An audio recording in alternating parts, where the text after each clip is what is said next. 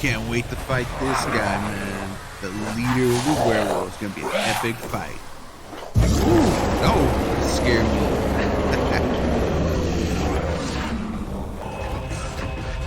All right, here's my fight. Is he stuck on that wall? What's going on?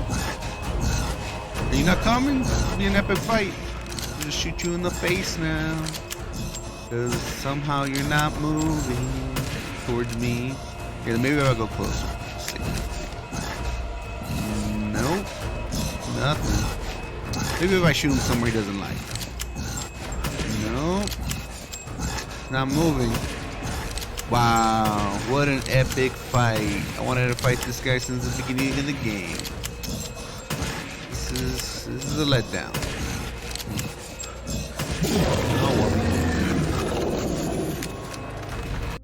What up? Welcome on my review of Resident Evil The Village, right? Don't take the beginning intro as anything about the game. That's the only fight that ever happened. I just thought it was funny to show it.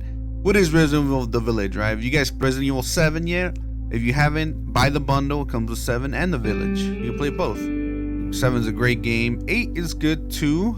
Definitely shorter. Finished it in 8 hours. Only 8 hours. Story's pretty decent. That's the only reason I kept playing it. Combat's fun. I mean, the guns, the shooting people, werewolves, vampires, zombies. There's a lot of things in this game to keep you entertained. The bosses are kind of fun to fight. There's a lot of different bosses besides the 5 main bosses, you know. So it's pretty cool. You go backwards, fight Goliaths, stuff like that. Basically, they've taken your daughter. Ethan Winters, you're playing as him again, and they taking your daughter. You gotta go get her back from these guys. You're in Europe, which is, if you guys are not familiar with Resident Evil 4, it's very similar to it. And actually, I think that's why I like that. I wanted to play it because it reminded me of Resident Evil 4 and the castle and the fighting. It's really a throwback really to Resident Evil 4, right? There's even a big fish fight. It's like, wow, this is Resident Evil 4, just newer. But yeah, so the whole thing is you have to save your daughter. You collect these pieces that are basically your daughter because they split them up. The 4 big bosses of this village and their mother. And then you find survivors. They give you more backstory on the village and who Mother Miranda is. It's really fun. Like I said, it's entertaining enough to get you through it. And is it worth my I only paid $59.99. Yeah, I think it's worth my money, especially how it ends. You know, we're going on with that. Our main villains are Miranda and her children. Miranda is that angel in the middle, and her 4 children, which are basically creations that she made with the seed. I want to call it the mega seed or some shit. I don't know what it's called. And they rule the village alongside her. It's later revealed who Miranda is. She's a scientist, actually the creator of Umbrella. I forget his name. Spencer, the creator of Umbrella, actually spent time with her in his youth. She's kind of immortal. He knows that, and she's basically taught him, right? He's her student, and that ties in with the old Resident Evil. Other things like the Duke reminds us of the merchant from Resident Evil 4. He even talks about his friend used to say that, so we don't know what happened to the merchant.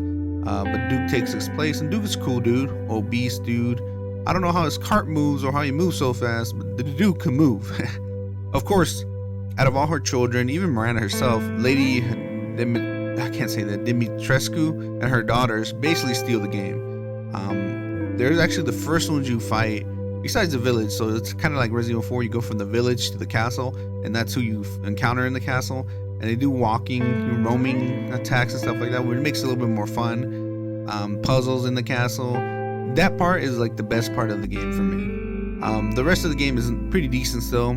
It's not like in well, it kind of is like in Resident Evil 4 when you go to the island and you fight mercenaries. Basically, it just becomes a shootout. It kind of does become that later on when you play as other characters, which is funny. But yeah, it's still fun to explore, learn. The doll fight, that one was more psychic than anything, and that one was cool, I guess. The fish fight was awesome, and then of course you fight the electric dude. It's just cool. Overall though, the music is pretty good. Story is decent enough to pull you through the game. Combat is fun, of course. Different weapons, M1911 is my gun. I use that. I sold the other ones. Overall, like I said, it's a fun experience, but it's kind of short though. 8 hours. You shorten it a little bit compared to Resident Evil 7, where I played longer than that. No major bugs or crashes except for my boss fight. One big crash though, where after I tried to reload the game, I couldn't pick up anything. It wouldn't pop. I lost the HUD, but I restarted the computer and it came back. So it wasn't that big a deal. It only happened once, and in the beginning, the cutscenes were syncing up with the visuals. I don't know what was going on there, but it never happened again after the beginning of the game with the cutscenes. So this is little bugs here and there. I'm gonna give this one a 7 out of 10. I enjoyed it. I think I gave 7 Resident Evil 7 a 7. So 7 again. Pretty much good enough games. Just a little shorter, but like I said, Resident Evil 7, the second half of it was kind of a little bit boring. This one just kind of even out, the whole time. But thanks for watching. Hit that like, hit that sub, and I'll catch you guys next time. Peace.